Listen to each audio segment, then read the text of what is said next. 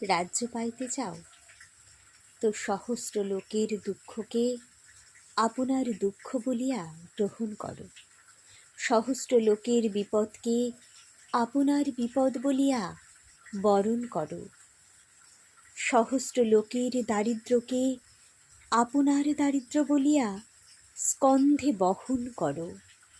এ যে করে সেই রাজা, সে পর্ণকুটিরেই থাক আর প্রাসাদেই থাক।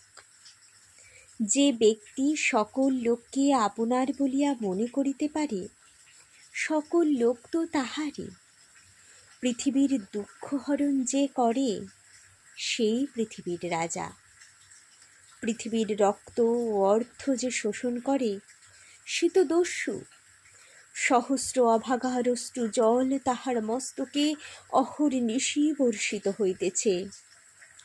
সেই অভিশাপ ধারা হইতে রাজছত্র তাহাকে রক্ষা করিতে পারে না। তাহার প্রচুর রাজভোগের মধ্যেও শত শত উপবাসীর ক্ষুধা লুকাইয়া আছে। অনাথের দারিদ্র গলাইয়া সে সোনার অলঙ্কার করিয়া পড়ে। তাহার ভূমি বিস্তৃত রাজবস্ত্রের মধ্যে শত শত সীতাতুরের মলিন কণ্ঠা।